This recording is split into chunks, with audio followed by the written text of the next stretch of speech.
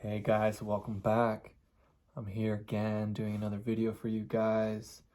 It's been a journey to be continuing to step into this place where I am sharing myself and just a couple things that for me have helped me in my journey. And so today's topic, I will touch into relating with others, relationships, connections that you have. And too often than not, we step into these dynamics with another person, and that's a place where we can beautifully really find out, ways of how to hold space, where your boundaries are at, what you're feeling, knowing and separating what's yours and theirs. And it does like take the game to the next level. It is a lot harder to weave two dreams together. And so having your own self practice or a place where you can go back into yourself to reset, to keep rooting down on who you are and what you basically give and what you share is very crucial and important in order to be able to catch moments in relating. And today I want to talk about when something comes up for you that either triggers you or sends you, it touches a wound inside of you, for example, like an abandonment wound, or something where you feel betrayed or you're unsure of how safe you feel, or they do, like the other person is doing something that like reminds you of that, of yourself, of how you're not fully safe in this relationship. So a great way to begin with these processes is to really just check in into what is yours, like what is happening actually, because in reality, these beautiful souls are, just behaving as they do, and to really tune into why that particular specific thing triggers you in any way. And of course, there's exceptions when they're physically coming at you, attacking you in some way where your boundaries are completely being crossed. Then that I need to step away from this. I can speak about it. From there you can choose to speak about it. But most likely than not, it's good for you just to remove yourself from that kind of situation, because no one should be physically harming you in any way. And even the verbal attacks, you can also create a boundary with that, with your space, because you are precious, you are divine, your space is sacred. And to not allow that kind of energy, the universe is listening and will redirect your reality, your matrix, to create a better structure for you that fits more of what you allow and what you don't allow. So again, coming back into the other spaces where, okay, like let's say, for example, this person, let's say they just like leave a conversation, or they don't say thank you, or they don't compliment something that you did. And so now you're feeling a little bit off, like, oh, hey, like I'm not, getting praise for what I just did. So when we go, okay, so we go into that. Let's go into when you do something for someone and you don't receive praise back. So in those moments, it's very important to realize how you're giving and showing up, and with what end game do you have expectations for. So if you are doing something for someone to receive praise, that comes with an expectation, comes with, I do this if you give me this. And the more I've come about in this journey and realized that if you ever, as soon as you put a parameter on what you want to receive back from someone and you don't get it, then instant resentment floods in. And when that happens, you start feeling all these emotions. And what you're actually feeling is that you have crossed into a space of overgiving. You've given past what you've given yourself. And that comes with automatic resentment. And then that can be projected onto the person of wanting them to behave back a certain way. Otherwise, you feel like empty. You feel like you haven't received something back. So being very careful when you are giving in any way to someone when you haven't given to yourself. That's why it's very important to have a space for yourself where you're nourishing yourself, where you're sitting with yourself, you're giving what you need, and then when your cup is filling over, then it's just automatic nature for you to give to everyone else, you know. And there's different layers to this, you know. There's the beauty of always just like, if you come into a giving without any expectation, and usually at that point it's because you're so filled that you just want to give. And you know, that's the purest way to give a gift, whether it's an action, an actual physical gift, or a compliment of like some words, or even some love, like some affection. Then giving from that space becomes pure, clean, and the resentment won't come in if they behave a certain way, because you're like, hey, I'm just here to give this to this person because I felt it from my heart to give, and I don't need them to give me anything back. So that helps a lot to really just come in that space. And so often than not, we see people in this humanity world we live in and have it like not feeding themselves, not filling themselves first, and then the giving then starts to happen because of expectation. Because like, oh, let's say we're in a relationship, and now we have these parameters, and now I feel like I'm expected to give this a certain way, give affection a certain way, like in order for them to. It's just like, it's what you have taken upon yourself as a program of like, okay, this is how we're relating now.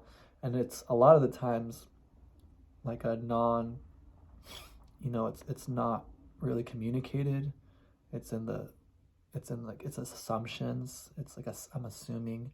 And that's another one of the 4 agreements, is never to assume.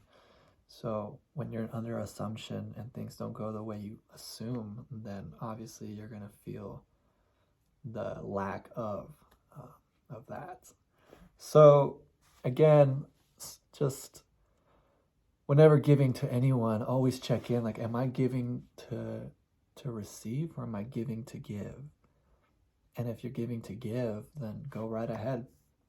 But if you realize like, I'm giving to receive, that's a good flag moment, a checkpoint to be like, okay, wait, actually I need to give to myself right now. And there's a lot of times we feel selfish. We have a lot of programs that block this. Like, oh, you know, how could I give to myself right now? How could I be so selfish? How could I think like this?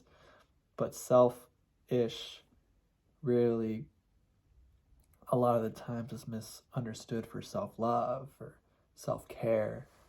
And in this world, we are, again, learning how to care for ourselves because we weren't cared for when we were younger in the way we wanted. So, you know, a lot of times we're repeating patterns and behaviors of what our parents gave us, and, you know, we do it a little bit better. But then, you know, if you realize that dynamic when your parents like, you know, I had it so much worse than you, which to them makes an excuse for them to behave a certain way towards you, which to their eyes is a lot better.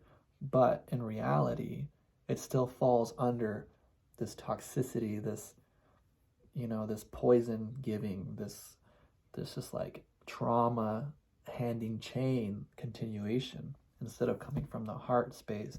And often than not, parents tend to fall a lot in the category of not giving to themselves. So it's an automatic way that we pass this down to our next generation. And if you see right now our society, like if you're a single mom, a single dad, or even just like co-parenting or duo parenting, or you're married, either way, like you're working, you're taking care of the kids, you're trying to do something for yourself, but like there's just not enough time. And for myself, I've started to realize like that our system has some faults in that way. And if you realize like we have a system right now as in the parent realm where it's bad if you see a parent like caring a lot about themselves and not about their kid, and in a way, yeah,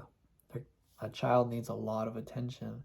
And in past cultures and other cultures and past tribes and past times, that was given to them by aunts, uncles, family friends. Like there was other adults to fill that void for the child's constant need for attention.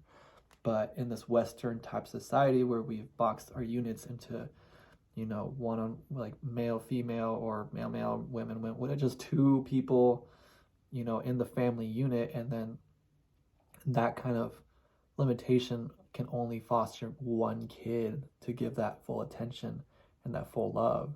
And the more we begin to realize like as children, when children grow up, we have to not only like give them food, shelter, but also attention and love. And if an adult is not always present to that space for that ability to happen, then it's kind of counter-conducive, and it will create more trauma for the child to then have to work through on his own. So here we are as adults now who have gone through that and realized like, wow, we weren't given to when we were young, like as much as we deserved, as much as we needed. So now we're remembering at this time to do that for ourselves.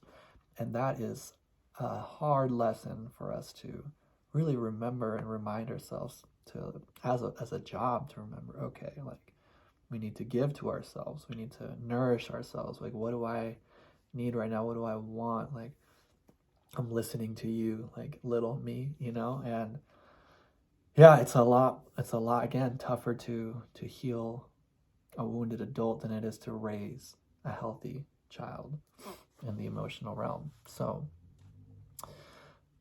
for now, this is where we're at, and this is what we have to work with. But keep putting feelers out as you step more into that realm in your life where children will start coming up in your field, in your path, and maybe you will become a parent, and to realize like that is very important aspect to give to yourself, the oxygen mask to yourself first before even to your child, So, but then making sure that balance is still met with the child getting the needs they need and the attention they need.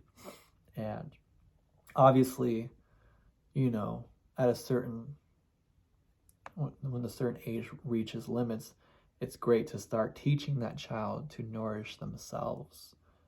So then it makes it easier, because when they're young, when they're little, like when they're babies and infants and toddlers, they just need that attention. They just like need it, and that you can't be like, hey, get it from yourself. But like as they grow older, it's great to start adding those concepts of like, hey, like, how can you nourish yourself at this moment? I'm still here, but like let's find ways for you to become independent in that energy and that love that you need, and realize that there's always a source freely giving to us called Creator, universal love, the thing that permeates all. You find that in nature, you can find that in anything, you can find that in just anything that's in this realm and in yourself.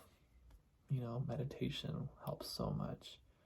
So just again, touching back to the base of this whole concept of filling your cup first and then giving from there, and how that shows up in relating, and how in order to proceed in this beautiful new way of love, that we have to honor and be compassionate with ourselves and not get caught up in the game of like, oh, they did this, or because they did that, and because I did this and they didn't do that, now I will shut my heart down. Now I will like block that off. Now I will know their true colors.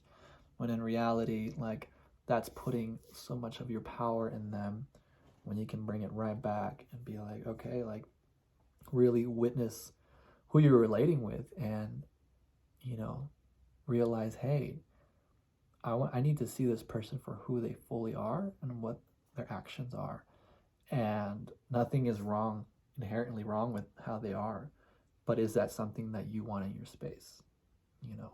And then from there, like moving forward, or if you've been already relating with someone for a while and you've invested a lot of time, then, then working on your communication, on your boundaries to make sure that connection stays in the heart, it stays with respect and integrity.